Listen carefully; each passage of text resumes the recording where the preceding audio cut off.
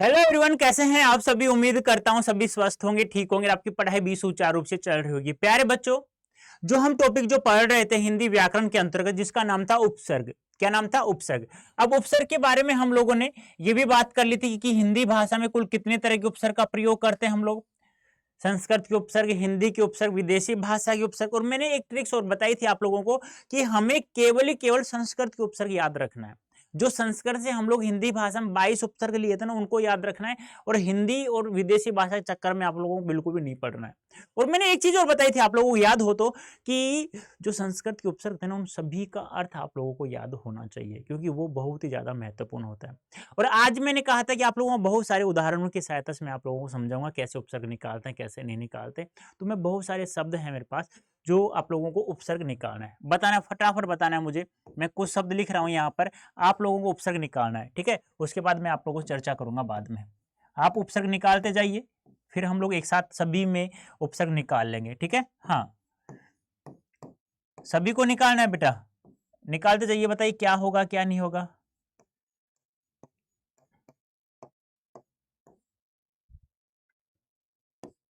केवल उपसर्ग निकालना है आप लोग। मूल शब्द बचे या नहीं बचे छोड़ देना उस बात को। कभी तुम लोग घूमते रह जाओ कि इसमें मूल शब्द है या नहीं है। मैंने कहा उपसर्ग यदि किसी शब्द में निकालते हैं तो जरूरी नहीं है उसे मूल शब्द बचे, लेकिन हाँ, प्रत्यय में यदि हम लोग प्रत्यय निकालते हैं तो 101% उसमें मूल शब्द निकलेगा। ये आप लोगों को हमेशा याद रखना है।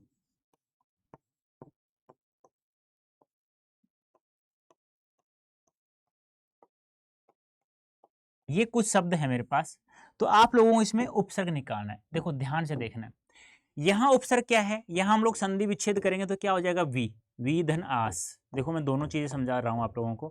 यन संधि है तो वी उपसर्ग हो गया। विज्ञान में क्या होगा? वी ज्ञान मूल शब्द हो जाएगा। यहां पे देखो, यहां पे परि उपसर्ग निकल रहा है। क्या निकल रहा है? परि। यहां पे क्या निकल रहा है? देखो, इसका संधि विच्छेद होगा प्रतिधन आघात। क्या होगा? प्रतिधन आघात होगा। अब यहां पे भी आ निकाल सकते हैं, तो कितने उपसर्ग हो गए? दो। आपसे ये पूछेगा निम्नलिखित शब्दों में किस शब्द में दो उपसर्ग हैं, दो से अधिक उपसर्ग किस शब्द में है, ऐसे आप लोगों को निकालना पड़ेगा, ठीक है। जैसे आ गया अप्रत्याहार,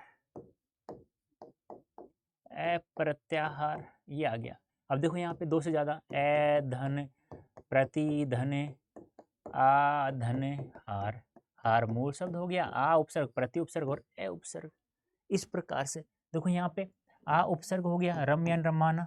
उप उपसर्ग हो गया, ए उपसर्ग हो गया बेटा, एक से उपसर्ग हो गया। यहाँ पे क्या हो गया? यहाँ बता सकते मुझे उपसर्ग क्या होगा? कोई भी मुझे बता दो यहाँ उपसर्ग क्या होगा।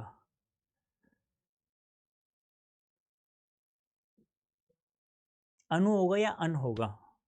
ध्यान रखना, यहाँ पे उपसर्ग होगा अन। उपयोगी मूल शब्द होगा। और यहाँ पे हम लोग निकाले ना तो उप और निकाल देना। अनु मत निकाल देना गलती से भी। अनु निकाल दोगे तो पे योगी बच जाएगा, अन उपसर्ग होगा। एक शब्द है मुझे दिमाग में आ रहा है, एक शब्द है अनादिकार। क्या आप लोग मुझे बता सकते हैं बेटा यहाँ पे शुद्ध शब्द कौन सा है? अंधिकार कौन सा है शुद्ध शब्द?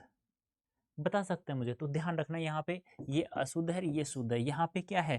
अन उपसर्ग है, वो भी हलंत। अन धन अधिकार, जिस पर जिसका कोई अधिकार नहीं होता है। ऐसे उपसर्ग निकालना है हम लोगों को, सोच समझ करके निकालना, चाहे समय कुछ लग जाए, 5 सेकंड या 10 सेकंड लग जाएंगे। लेकिन उपसर्ग मूल शब्द जैसे अभी आया था ना अनुपयोगी, आपने गलती से अनु निकाल दिया। उपयोगी क्या होता है? अन्य धन उपयोगी, उपयोगी जो नहीं है, ऐसे ध्यान में रखना है। जैसे मान लो आ गया, एक शब्द है बहुत अच्छा है जो बार बार एग्जाम में पूछा गया है, मैं आपसे पूछ लेता हूँ।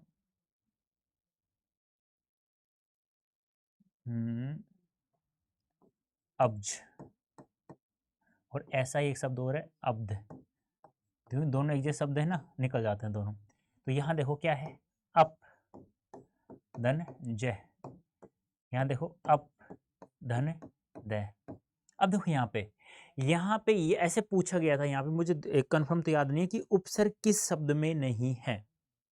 क्या अप आ रहा है? याद करो, आ रहा है क्या? प्र प्रा अप आ रहा है नहीं आ रहा? प्र प्रा अप सम, अनु, अव, निस, निर, दुस, दुर, व्यांग इत्यादि। लेकिन वहाँ जो अप था क्या हलंत वाला था या पूरा था? तो वहाँ अलंत वाला था, अलंत वाला नहीं था, पूरा वर्ण था वहाँ पे। लेकिन यहाँ एप का अर्थ क्या होता है? जल। यहाँ पे अर्थ का और दे कर दो देने वाला, जय का। अब यहाँ उपसर्ग नहीं, यदि आपसे पूछ लिया जाता है उपसर्ग बताओ तो फिर हम लोग अप निकालेंगे यहाँ पे। ये आप लोगों को छोटी सी बात समझानी थी मुझे। तो यहाँ पे ध्यान रखना, अप वहां पे क्या होता है? ये होता है, जैसे अपशब्द, अपकीर्ति, ऐसे शब्द ऐसे। अब यहाँ अब उपसर्ग है। अब संस्कृत का जो होता है ना, वो ऐसे भी पूछा जा सकता है कि निम्नलिखित में से संस्कृत का उपसर्ग कौन सा है या कौन सा नहीं है। तो अप है ना, अप ये पूरा होता है पे, हलंत वाला नहीं होगा। यहाँ पे हलंत वाला है, इस हलंत वाले का अर्थ होता है जल। ये ध्यान आप लोग रखना। समझ में आ रहा है नहीं आ रहा? तो यही हम लोग करना है। तो यहाँ पे क्या है? अपकीर्ति, यहाँ पे क्या है? अपशब्द। तो अप उपसर्ग यहाँ निकल गया है। निकाल सकते हैं? ऐसे बताओ। अविनाशी, बताओ क्या होगा? धन विनाशी या विनाश, वैसे ई प्रत्यय है इसमें, विनाशी। अब यहाँ पे भी निकाल सकते हैं हम लोग, नाश मूल शब्द निकल गया, ई प्रत्यय हो गया यहाँ पर, ऐसा निकाल सकते हैं आप लोग आराम से, उम्मीद कर सकता हूँ। जैसे और बताओ मुझे, अविभाज्य, बताओ। प्रत्येक, बताओ जल्दी जल्दी से। आविष्कार, बताओ यहाँ उपसर्ग क्या है या नहीं है?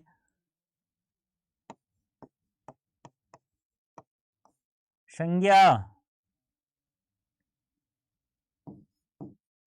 संतोष, व्यास,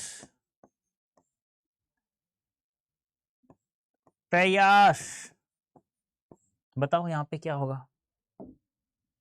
देखो ये प्रैक्टिस ही करवा रहा हूं मैं, ध्यान रखना आप लोगों की। यहाँ पे क्या निकल रहा है? अब देखो क्या निकल रहा है? विभाज्य, विभाज्य में वी निकाल दूंगा तो भाज्य निकल जाएगा। अविभाज्य, अच्छा ये नहीं आएगा, ठीक है। अविभाज्य, वी धन भाज्य, ये लो, ठीक है। ऐसे ही यहाँ पे देखना, प्रत्येक का क्या हो जाएगा बेटा? प्रति धन एक, मूल शब्द निकल गया। आविष्कार में क्या है? कोई नहीं है, मूल शब्द है ये। हाँ, संधि विच्छेद हम लोग करेंगे ना, तब हम लोग कर सकते हैं, लेकिन यहाँ पे उपसर्ग नहीं है। संज्ञा, सम, सम, वी, प्र। अब यहाँ पे क्या करोगे आप? प्रदनियास क्या होता है? अभी एक सोचना भी है आप लोगों को कि यहाँ पे प्र उपसर्ग यास निकले तो निकले, छोड़ देना, कोई दिक्कत नहीं है।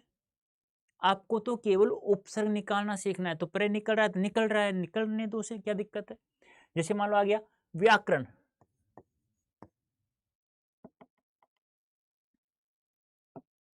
आ गया व्याकरण,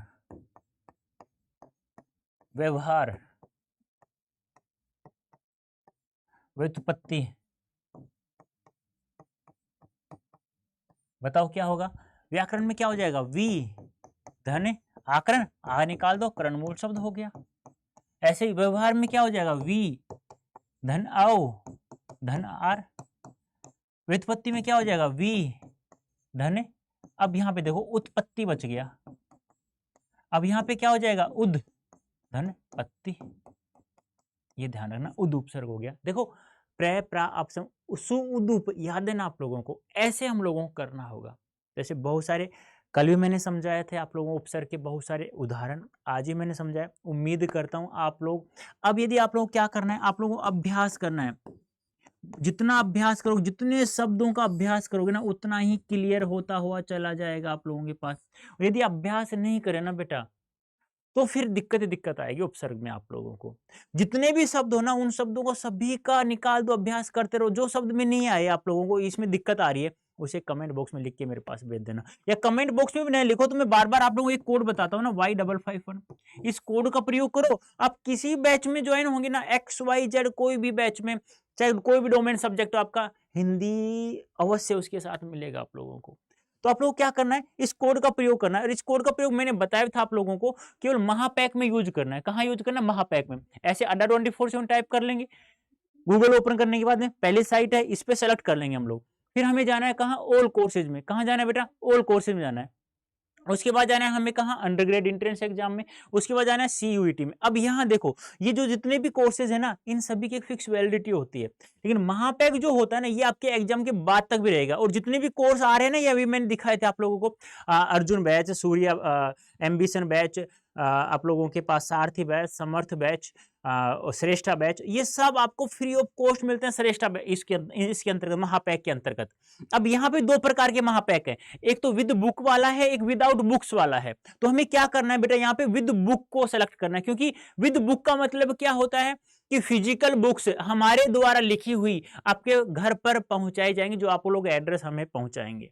यानी जब कोर्स परचेज करेंगे ना, तो उसमें एड्रेस हम लोग फिल करवाते हैं, ठीक है। अब वहां पे क्या है, उस बुक में इतना क्या है महत्वपूर्ण, बुक्स तो है ही है वो अलग से, प्लस में सीयूटी 2022 में 23 में जितने भी क्वेश्चंस आए थे ना, वो सभी हम लोगों ने इंक्लूड कर दिए उसमें, और वो विद एक्सप्लेनेशन के साथ में।